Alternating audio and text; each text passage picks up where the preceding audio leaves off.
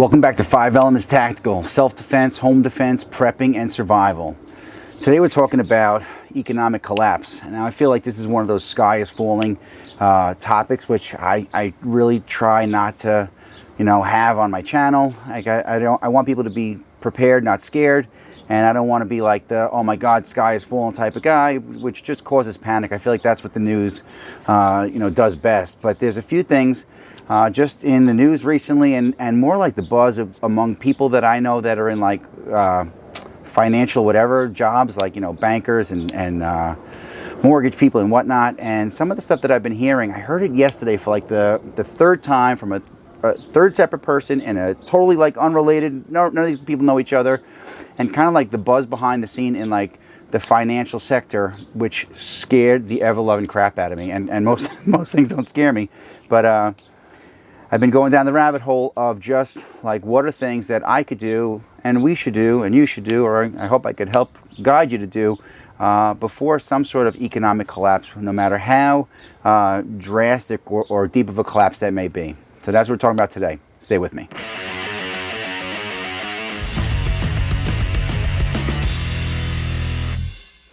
What's up, warriors? This is Kyoshi, Dave Herman with 5 Elements Tactical Training, here to share with you some warrior skills and drills that anyone can learn and everyone should know. If you're new to the channel, welcome, and thanks for stopping by. If you already follow us on social media and that's how you found your way over to this channel, go ahead and hit the subscribe button and the bell notification button and the little thing where it says all notifications, so YouTube will let you know when the next video drops, and you get all sorts of cool content from here as well. All right, so it's August going into September of 2022 right now, and no matter where you live in the country or on the globe for that matter, I think it's become way more and more obvious that there are some severe money issues, like definitely like in the United States, and as far as I could tell, it seems like worldwide. So like we are in trillions and trillions of dollars in debt that like we're never going to get out of. And every president, every administration comes in and they say they're going to do some sort of thing to fix it, and somehow it just manages to get worse and worse and worse. And it's like I feel like my 5th grade math teacher could go in there and balance the budget better than the people that are in Washington doing it. But we are just like spending money we don't have, and just they changed the definition of recession to say that we're not actually in a recession when it's totally obvious that we're in a recession. And just like prices on everything are just through the roof. I know we say that all the time, and it's just getting worse and scarier and more frustrating. Like I work and work and work. I have 2 full-time jobs. I have 3 part-time jobs, and I grab any sort of side hustle I can because I live in New York, man, and everything is just crazy expensive to begin with, and whatever. Lumber, gas prices, grocery prices, and everything is like supply and demand. Inflation. COVID. We're still blaming everything on COVID and whatever. All I know is that this newest thing with in the United States, they're signing a bill to make college kids who can't pay off their student loans not have to pay it off, which means it doesn't get wiped out. It means other people have to pay it off, and everywhere you look, like just taxes keep creeping up, and more spending is going out and helping foreign countries, and it's a lot, man. It's a real lot. So I don't know all the details, and I've heard this 3 separate ways from 3 separate people, all involved directly or indirectly to like the financial sector, and it refers to like, I guess, like my kids' generation, and what, I don't know if it's this great reset, which I don't know a whole lot about, but trying to go to like a cashless society. And there's stuff about that in the Bible, which is, whether you read it or not, believe it or not, that I put I put all my faith in God and the Bible and whatnot. But I'm not here to preach on you on that. A cashless society, and having like the vast majority of the citizens being on some sort of public assistance, where it sounds just like socialism, communism. And again, I don't know if I ever talked about this on the channel, but I used to be a history teacher. I don't know why I gave that up. Summers off, who needs that? Steady pay, steady paycheck, who needs that? Every weekend, every holiday, every snow day off, please. I'd rather grind until I'm friggin' dead. That's Kyoshi for you. Well, there's never been a time in history, if you look at it long term enough, where socialism or communism has worked. It fails every single time given enough time, because sooner or later you run out of other people's money. You can only buy so much stuff or spend so much, telling people that they're only going to make so much. One of the beauties of America is that, the harder I work, the more I make. Not my police job. Police job is a salary. That's like that, but that's a government job. Like, government says, hey, show up, do this many hours, and this is your pay. No matter how good or bad you are, that's your pay. Like, that's it. You want to work extra? You can make extra, but you got to stay extra. Whereas I'm in a martial arts school. If I grind really hard and I do extra events and stuff like that, the more I work, the more I make. The less I work, the less I digress. So back to the list. So the first thing you should do before any sort of like further crazy economic downturn, recession, depression, whatever the future holds, which is a pretty scary thing if you ask me. The first thing you got to do is stock up on what you can, where you can, for as little as you can. So obviously shopping on sale for your basic necessity, things that you should have in your house. At the very least is your food, water, and medical supplies, medicine, over-the-counter stuff, any prescription that you take once in a while, that you have a prescription laying around and you think you might need it, just fill it now and let it sit. Unless it's a refrigerated thing, those expiration dates are they'll last way past that. Start to tally all the stuff that you use in a day, week, month, whatever. Just, oh man, I bought a box of garbage bags. Well, that's something you use. We went through, a case of toilet paper or paper towels or tissues. Oh, there's something I use. I have kids in the house. I have babies. We need diapers. Stock up on that. Your kid's 6 months old, start getting diapers for when they're a year old, a year and a half, or so on. You got pets, you got to start looking out for them too. So again, just keep an eye out for sales, learning how to shop at dollar stores, Walmart, all those places where people who don't have a whole lot of money go shop all the time. That's where you find me shopping, and because that's where you find your best deals and the best bang for your buck to stretch your money as far as you can. But to stock up now, because imagine a week, month, 6 months, 2 years from now what that might cost. And if it's something that doesn't go bad, you should do your best to stock up on it now. 2, start lowering your bills. Live within your means. I heard this thing somewhere just recently. I listened to all these motivational speakers and stuff like that, and this guy was saying how the wealthiest people live on 30% of their income, and they take that other 70% to save and invest and whatnot. And that's impossible for me. Like, I don't. Or is it? Like, do I really need to have a membership for Netflix and Amazon Prime and HBO and Disney Plus? Do I really need all those things? Is there a cheaper way to do it? We recently cut the cord with Verizon or Cablevision or whatever our cable provider was. We're just like, hey, just give us internet and we'll just pick and choose which other things we could get, because the bill was out of control. So if you could just start to learn how to really go through your monthly bills and what things do you really need it? Do you really need it? And if you can manage to start cutting down your bills and being able to save more of what you make, it'll help you use that money to chop down some of your debt, which is one of the other things. Do you need to go out to eat all the time? Do you need to get takeout all the time? Do you really need that cup of $5 coffee every day or whatever? Just learning how to be more frugal.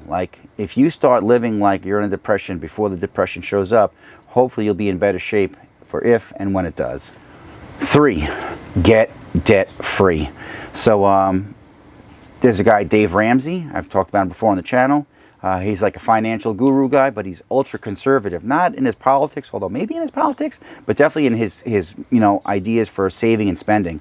And he has a 7-step process for getting financially independent, and it takes a while, but the first thing is going to be with managing your money better. And he's like, if you have debt, not good debt, if you own a house that somebody else is paying off for you, that's good debt. Don't let me stop you from doing that. But if you have credit card debt and you bought stuff that you didn't have money to buy, so you put it on a card to pay it off later, you've been paying interest on that every month. Your money in the bank is getting less than 1%. Less than 1%. And I used to say to myself, well, my 401k or my mutual funds or my other investments, they're growing by so much. But have you looked at your 401k lately? Have you looked at your retirement accounts lately? Have you looked at any of your stocks lately? They're it's not looking good. So at the very least, if you have debt, you got to squash it. Dave Ramsey talks about the debt snowball. In a nutshell, if you have 5 different credit cards and you owe $1,000 on one, $2,000 on another, 3 on the third, 4 on the fifth, and whatever, you pay your minimum payments to all of them except for the smallest one. And the smallest one, instead of going out to eat, instead of going shopping, like you just focus on all available funds go to squashing debt number 1.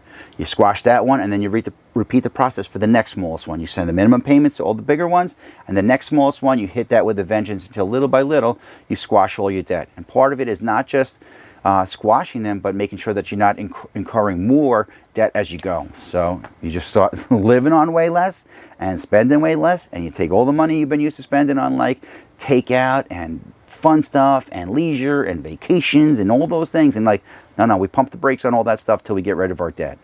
And another thing I've heard more than once, is if you can't afford to buy it twice, don't buy it once. So aside from like living frugally, get debt free. If you are debt free, you are so far ahead of like, the curve, and it's not easy. Believe me, it's not easy. I got a video coming up on how to make dinner for a family in less than $5, and I don't know if they're going to like it or not, but it can be done. And if that's what you got to do to get yourself out of the hole, you do what you got to do to get yourself out of the hole. 4, learn how to grow and can or jar your own food. Now, that's not something you want to start doing like after the apocalypse. That's something you want to start doing now. Whether you're starting like a small vegetable garden on your porch or the side of your house, one of those things that hangs from the gutters or whatever, but you could start really, really small. Look at some of the projects your kids probably do at school, where they do it in like a soda bottle or water bottle or something like that, where they cut it and put some dirt, plant some seeds, put the cap on top, some water in there, and it becomes its own little ecosystem. But if that's where you're starting to get some understanding of like, hey, what it really takes to grow something from seeds or seedlings, man, that's a good thing. And if you could start growing some of your own food, the next step is going to be learn how to like, how do I preserve it? Whether I'm going to use a dehydrator, or you got the bucks and you could afford one of those like not dehydrator, freeze dryers, and one of those things, and then you could store it really long term and all that other stuff. But these are things that you should be going down that rabbit hole too. Speaking of rabbit holes, I don't know what I'm allowed to do. Again, I'm in suburban Long Island. I'm just outside of Queens, but I'm like at the point I'm ready to just get some chickens and start like raise chickens, get my own eggs, raise some rabbits and start eating rabbit. If you never ate rabbit, that's a tasty meal. But again, growing your own food, there's ways to grow your own proteins and whatnot. But again, if you don't know how to do it, maybe it's a good time to start. 5, create an emergency fund. So now this is another thing that you'll hear Dave Ramsey talk about. And again, I don't subscribe to everything he says, but he's got a lot of really good stuff. He's big on, if you're in debt, you live on rice and beans. You live like the apocalypse has already happened. You are in the Great Depression. You have no money, because all of the money that you're making is going towards chopping down your debt. And if you can continue to live like that and live real frugally, the way I remember my grandparents living, man, they had a lot to show for it when they got up there and they really needed that money going into an old folks home or whatever. Creating that emergency fund, Dave says, you start out with $1,000. Just take $1,000, put it in an envelope, and hide it from yourself. That's your buffer between you and like stuff happening. So like the boiler breaks, you get a flat tire, whatever it is, like, oh, I got some money, I don't have to go into the credit card debt. I'm going to just take that money that I got. And little by little, when you can start with $1,000 and you start squashing all that debt, then we start taking our emergency fund. You want to basically say, this is everything that my bills cost, like on an average month, and you want to get to like, all right, I have a month of that saved, 2 months of that saved, 3 months, 6 months, a year. Again, don't let me sound like I have this all going on, but there are things that I'm actively working on and trying to get to, because the future is so uncertain right now. 6, while you're stocking up on your necessities, it's a good idea to stock up on barter items. Now, barter items are the things that, like, I did a video a while back, which got mixed reviews, I'll say. I did a video on 5. I'm a gun guy, I'm a firearms instructor, I'm a police officer, so I mean everything I said was legal. I didn't give any, I didn't think any bad advice, but I said 5 calibers of ammunition that you should stock up on even if you don't own a gun. And so I'll put a link to it if you're interested in it. But some people went nuts, like, oh, why would you stock up on ammunition on guns you don't have? This is why there's a shortage. And I wish I had that much of a reach, but I don't. And one of the thought processes to that is, if I see certain ammunition, like after when the pandemic hit, I had traded ammunition for rice and beans to a friend of mine. I wouldn't give ammunition to a stranger. I'm not crazy. I he's not a criminal. Like, everything was completely legal. But I was short on food. My pantry was kind of low when the pandemic first hit. And he had, guns that he legally owns. And I know him. I love him. He's family to me. And he's like, bro, do you have ammo? And I was happy to give him a couple boxes of ammunition because it made him safe. He felt safe. He's a responsible gun owner and all that stuff. And he's like, I got the restaurant. We got to close the restaurant for God knows how long. Do you need anything? I'm like, yeah, I could use some rice and beans. And I traded him, I don't know, a couple boxes of ammunition for, like, I think 50 pounds of rice and 50 pounds of beans or something like that. So barter items are, like, for me, if I see a box of ammunition on sale, that's one thing that I grab. You go to the liquor store and they sell those little, like, the little bottles for, like, oh, they're 50 cents or they're $1. I'll grab as many as they'll let me take. And I stash those for, like, again, I hope I never need to, but if I had to swap this for something else, when I buy rice and beans, sometimes I'll buy beans in a 50-pound bag, and sometimes I'll buy a 50-pound box or a 25-pound box, but there's 25 individually 1-pound bags because I'm like, that's easy to swap. Hey, I need some work done at my house.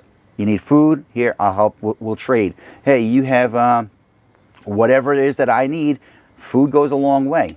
You can't eat bullets, but I think that the day, hope it never comes, may come where they're worth more than gold and silver. 7, get healthy now. So healthy doesn't mean you got to look like, the muscle picture in health class. But certain things, like I have some of my students that have, bug out bags and go bags and things like that. And a lot of times I see the stuff that they have in there and I'm like, could you lift that thing?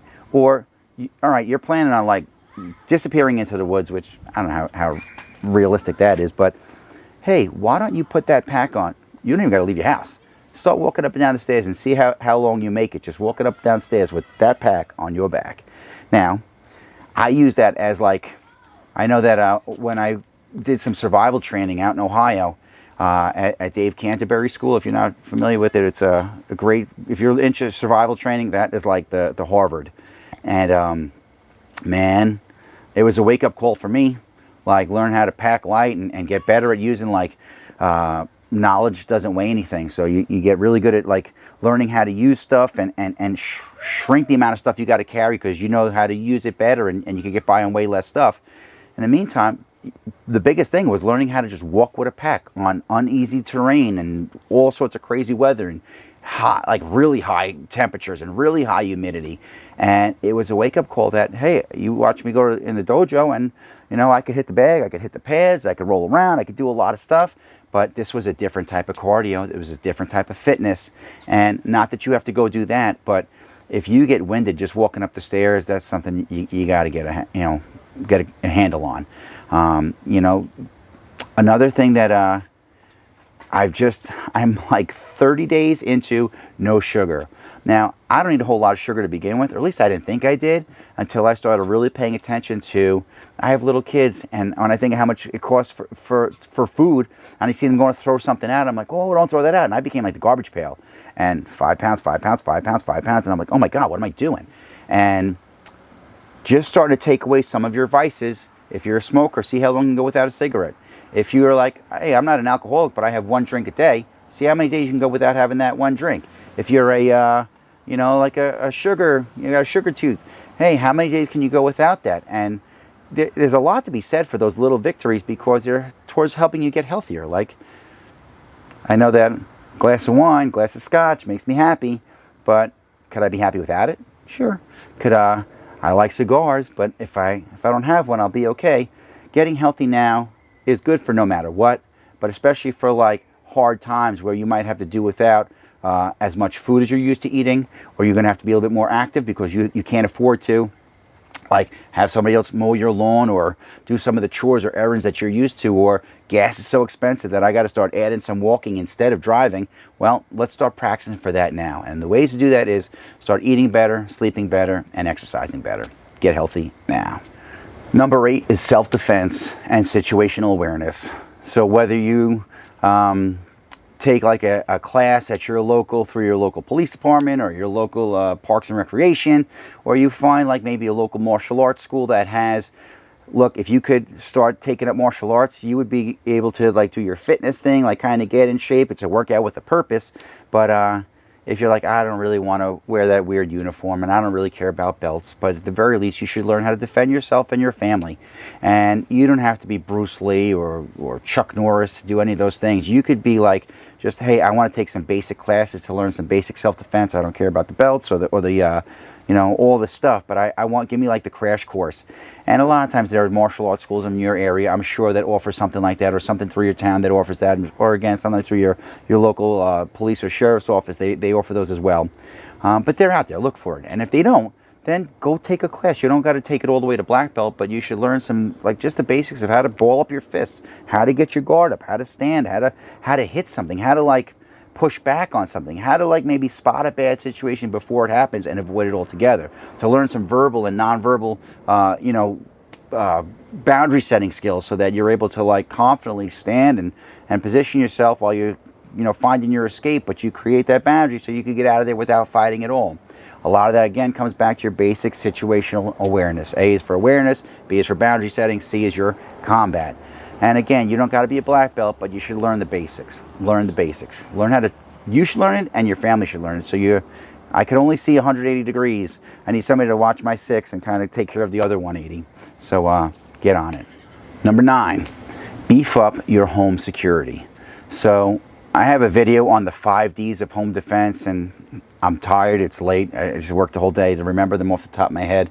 I'll just put a card up here somewhere, you click on it and you watch it. But the idea is, start taking a look around your house, like from across the street, from the driveway, from the backyard, from the other side of your fence, if you have a fence, and just start looking at it as if you were a bad guy. Like where if you were a bad guy trying to get up to your house and get into your house, where would you like, where are like the holes in your fence or your gate or your system?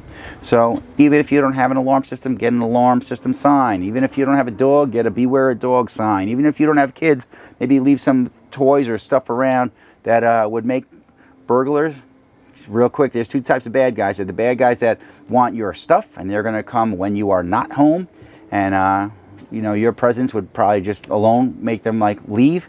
And there's the people that want you. So, or they want the stuff that only you know where it is in your house, and they're going to come when you are home, and they're going to come when you are most vulnerable, probably when you're sleeping, probably at night. So the things that most of those bad guys don't want is like uncertainties, and uncertainties are things like a dog, things like kids, things that would like maybe help alert you to their presence before they get up close. Good you know, motion sensor lights, a good you know, good fences make good neighbors, and all that stuff. Beef up your home security, because again, you know, desperate times make people do desperate things, and if people think you have stuff and they want to come for it, you got to be ready for that. So again, check out my check out the other video if you're interested in that. And 10, invest in precious metals.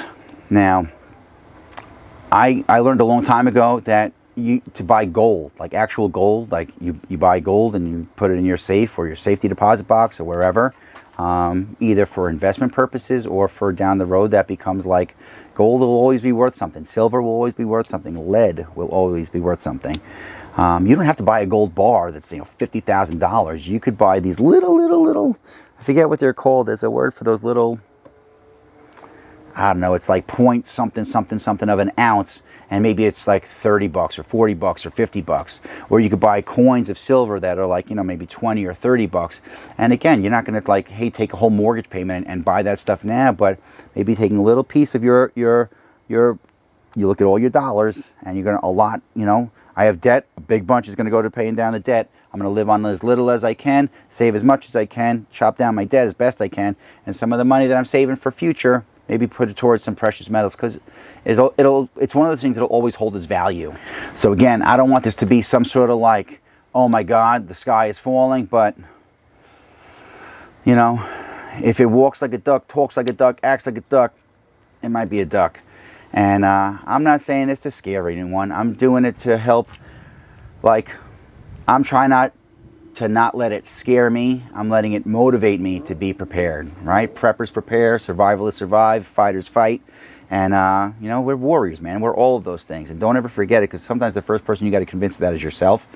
And, you know, I'm telling all my students in the dojo, all my students, you know, and my firearm students, my prepper students, my everybody in my network. I'm just trying to share the information. I'm no genius, no guru, but hard times are on their way. You do with that what you want. You know, if you want to bury your head in the sand, that's up to you. But I'd rather be prepared than not. I'd rather have it and not need it than need it and not have it. So, you know, personally, myself, my family, we're really trying to, like, you know, cinch our belt and focus on, you know, saving and prepping, like, time to take our preps into overdrive. If you made it this far and you like what I'm teaching and preaching, go ahead and give me a thumbs up and like this video. If you're loving it, go ahead and hit that subscribe button. And if you gotta have it, make sure to hit the bell notification button and the little thing where it says all notifications, so YouTube will let you know when the next video drops. If you're really digging it and you want more, you can find me on all social media platforms at 5 Elements Tactical. That's all I got for now, warriors. So until our paths cross again, pray for the best, prepare for the rest. I'm Kyoshi, Dave Herman with 5 Elements Tactical Training. Thanks for watching.